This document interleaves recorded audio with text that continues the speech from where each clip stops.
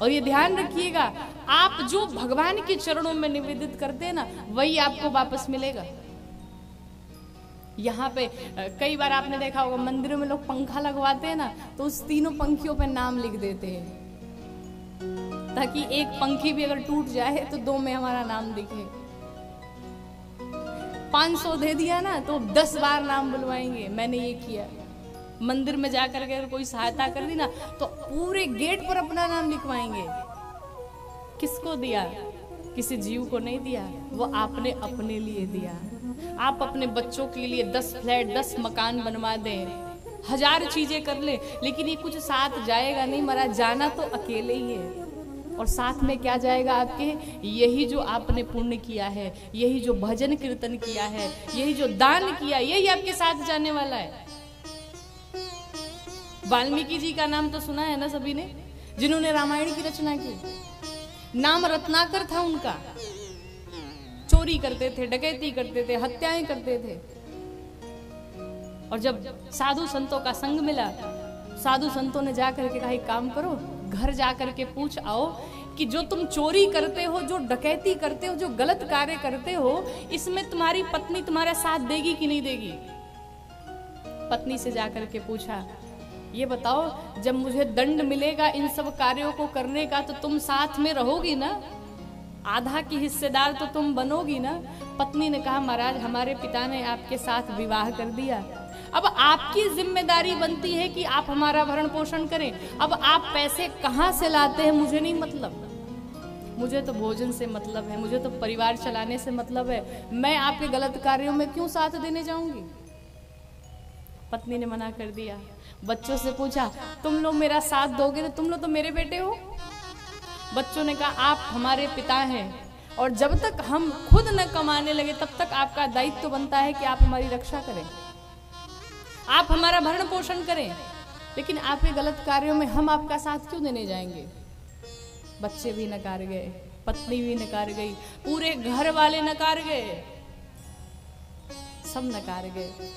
अंत में जब ध्यान आया कि अरे जिसके लिए मैं दिन रात मरता रहा, दिन रात झूठ बोलता रहा, चोरी करती रही, डकैती करता रहा, हत्याएं करता रहा, ये तो कोई नहीं है मेरा साथ में।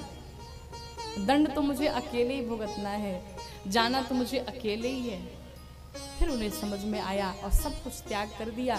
ऐसी आदत पड़ी थी कि राम राम जब संतों ने कहा बोलने को तो मरा मरा कहते थे, ऐसी आदत बनी थी। लेकिन जब भगवान का सानिध्य मिल गया, जब भगवान के शरण में आ गए, भगवान ने कृपा कर दी और उनका कल्याण हो गया, महाकवि हो गए। तो कहने का अर्थ है, देखिए घर परिवार है, जिम्मेदारियां हैं, बाल बच्चे हैं, सबको करिए, माता पिता आपकी जिम्मेदारी है। गृहस्थ आश्रम में रहते हुए सब परिवार को देखते हुए, लेकिन अपने कल्याण के बारे में भी सोचते रहो कि मुझे मेरे कल्याण के बारे में भी सोचना है, मुझे अपने लिए भी कुछ करना है। मैं अपने लिए दान करूंगा, मैं अपने लिए पुण्य करूंगा। और भगवान के पास आप जो देते हैं ना, वही कई लाख गुना करके आता है आपके पास। एक मैया थी तो भगवान के मंदिर में जाकर के रोज केले चढ़ाया करती थी, लेकिन केले कैसे चढ़ाती थी? जो सड़े हुए थे, जो कटे पिटे थे, वो केले चढ़ाती थी। प्रभु जी एक पोता दे दो हमें, एक पोता दे दो हमें। भगवान शंकर ने पोता दे भी दिया, लेकिन पोता हुआ कैसा? लुंज पुंज टेढ़ा मेढ़ा। तो पहुंची भगवान के पास, भगवान आप बड़े निर्दयी हैं, बताओ हमने आपकी इतनी पूजा की, इतने केले चढ़ाए दर्जनों भर, और आपने मुझे पोता दिया तो टेढ़ा मेढ़ा पोता दिया। भगवान ने कहा, तू भी याद कर, तू भी मुझे केले चढ़ाई थी तो टेढ़े मेढ़े ही तो चढ़ाए थे, तो मैं कैसे तुझे टेढ़े मेढ़े न दूं? देखिए देने में कुछ नहीं है, भाव शुद्ध होना चाहिए। मैं बार बार कहती हूँ, भाव की बात होती है, आपका भाव शुद्ध होना चाहिए। आपके पास भगवान ये नहीं कहते मुझे पेड़े चढ़ाओ, मुझे रसगुल्ले चढ़ाओ। भगवान तो केले के छिलके भी पाते हैं महाराज। भगवान कृष्ण विदुर जी के घर जाकर के केले के छिलके खा रहे हैं, बड़े भाव से, बड़े प्रेम से। माँ शबरी के घर जाकर के जूठे बेर खा रहे हैं, लेकिन कैसे? भाव से। प्रेम है, अगाध प्रेम है। हम लोग दिन रात आरती करते हैं, तेरा तुझको अर्पण क्या लागे मेरा। सिर्फ जितना हम लोग भगवान के सामने कह ले, लेकिन जब देने की बारी आती है तो प्रभु लगता है सब मेरा ही मेरा है। अरे आप जो दोगे वो बढ़ता ही जाएगा। आप किसी को गाली दोगे तो गाली वापस आएगा, आप किसी को सम्मान दोगे तो सम्मान वापस आएगा। आप जितना लोगों को दान करोगे आपके घर में कभी धन धान्य की कमी नहीं होगी। भगवान श्री रघुनाथ जी आप पर कृपा बरसाते रहेंगे ऐसे। और होते हुए भी अगर आप दान न करें तो भगवान कहते हैं इससे देने से भी क्या फायदा है, जब ये कुछ करता है नहीं, इससे बढ़िया इससे वापस ही ले लो। हृदय बड़ा होना चाहिए, दिल बड़ा होना चाहिए, धन कोई मायने नहीं रखता महाराज। भगवान शंकर कहते हैं देवी, जिस मनुष्य की जिह्वा ने कभी भगवान का भजन नहीं किया वो जिह्वा मनुष्य की जिह्वा नहीं है। कहा फिर, कहा वो दादुर की जिह्वा है। दादुर किसे कहते हैं? चमगादड़ को। और दूसरा अर्थ है मेढक। मेढक को आप देखेंगे दिन रात टर टर टर टर किए रहता है। कोई सुनता है क्या?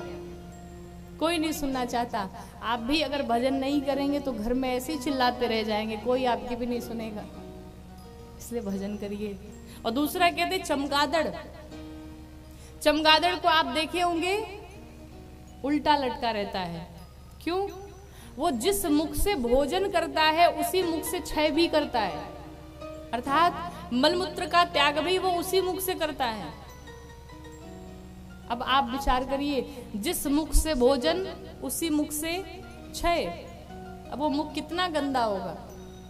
तो भगवान कहते हैं कि जिस मुख से कभी भगवान का भजन नहीं हुआ वो मुख चमगादड़ की जिह्वा के समान है। चमगादड़ का मुख है। अब आप लोग बताइए कि आप लोग का मनुष्यों वाला है कि चमगादड़ वाला है? जो अब मेरे साथ भजन गाएगा उसकी हम समझेंगे मनुष्यों वाली है, और जो नहीं गाएगा उसकी चमगादड़ वाली रहेगी। इसलिए खूब खा लीजिए, भोग कर लीजिए और दूसरों को खिला लीजिए, यही साथ में जाने वाला है। वरना इस धरा का इसी धरा पर यही धरा रह जाएगा। क्या समझे? इस धरा का इसी धरा पर यही धरा रह जाएगा। इस धरा से कुछ जाने वाला नहीं है। जैसे आप विदेशों में जाएंगे ना तो वहां पे पैसे नहीं चलेंगे, रुपए नहीं चलेंगे। वहां क्या चलेगा? वहां पाउंड चलेगा। लंदन जाएंगे तो पाउंड चलेगा, रुपए नहीं चलेंगे। नीदरलैंड जाएंगे तो यूरो चलेगा, अलग अलग करेंसी चलेगी। तो फिर हमें क्या करना होगा? कैसे काम चलेगा फिर भाई बाहर में? उसका सिर्फ एक उपाय है कि भाई यहाँ से हम बैंक बैलेंस बना के रखें और वहां जाके निकाल लें, तो फिर वो यहाँ का पैसा वहां में कन्वर्ट हो जाएगा। उसी प्रकार से यहाँ का पैसा भगवान के यहाँ काम नहीं करेगा। ये पैसा लेके भगवान के पास नहीं जा सकते। वहां की करेंसी अलग है।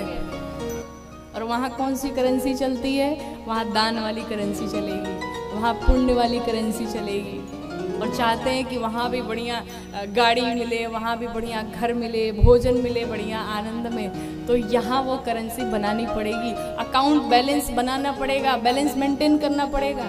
और जिसका बैलेंस बिल्कुल खाली है तो फिर यहीं आ जाएगा।